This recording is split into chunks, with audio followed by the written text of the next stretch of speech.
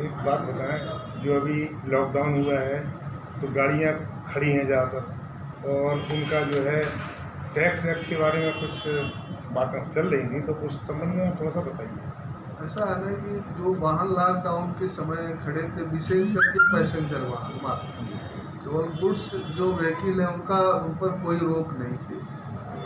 Passenger वाहन के संबंध में या अदर्स जो भी व्हीकल है, भारत सरकार ने पेपर्स की तो पहले 30 जून और 30 सितंबर तक कर दी। टैक्स के संबंध में भी गवर्नमेंट से ऐसा कोई निर्देश नहीं आया है कि अब वो कंसिडरेशन में है, कोई अभी हम लोगों के पास ऐसा निर्णय नहीं आया। कैसे आता है हम लोग आपके माध्यम से या जो भी न्यूज़पेपर के माध्यम से या पेपर के सबको। अच्छा, जो अभी प्राइवेट बसें अगर जो खड़ी हैं, इस संबंध में क्या ये क्यों खड़ी हैं अभी चालू? अब तो गवर्नमेंट ने अलाउ कर दिया है 1 जून से इनके ऑपरेशन के बारे में। 1 जून से सीटिंग कैपेसिटी भर उनको अलाउ कर दिया है। अब वो अपने कारणवश जो भी है, हो सकता है यात्री न मिल रहा हो, सवारी न मिल रहा हो, इस वजह से। तो उसमें जो है ये सोशल डिस्टेंस का पालन किया जाना आवश्यक है क्या बसों में?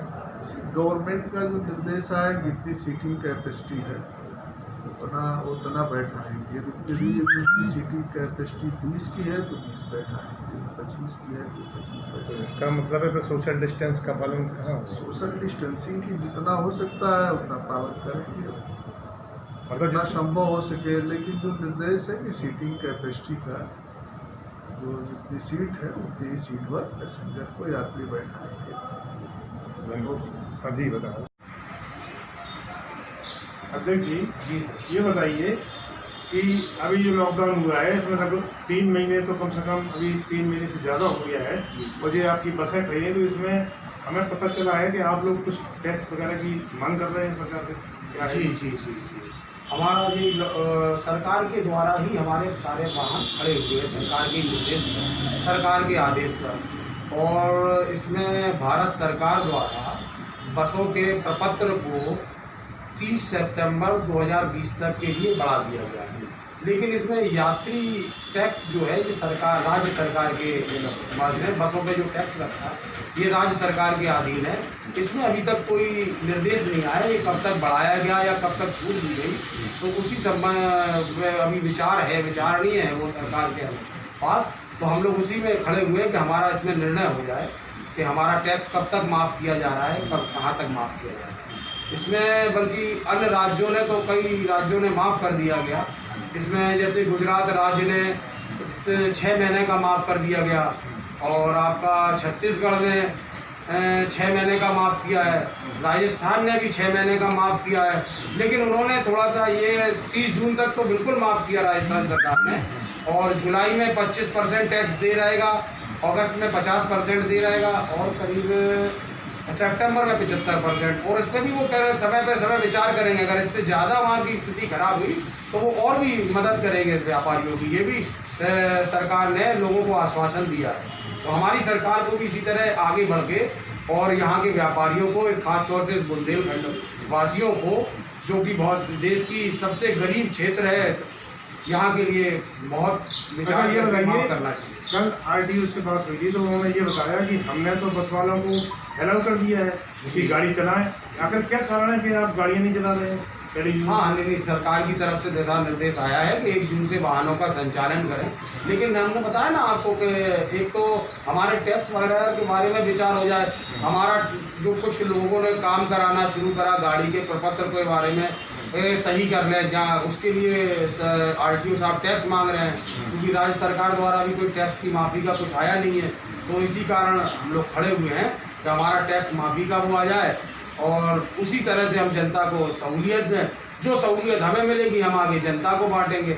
असमंजस की स्थिति इसी में बनी हुई है, इसलिए हम वाहनों का संचालन नहीं कर रहे हैं। अच्छा, MP में सीमा सील कर दी गई, जिससे भी कोई दिक्कत? हाँ, मध्य प्रदेश, अच्छा, एक स्थिति ये भी है कि उत्तर प्रदेश में तो फुल सीट वाहन चलाने का कह दिया गया है, लेकिन हमारे से सटे राज्य जिसका मध्य प्रदेश है, इसमें प्राइवेट बस ऑपरेटर बगैर मध्य प्रदेश में जाए गाड़ी वाहन का संचालन ही नहीं हो सकता।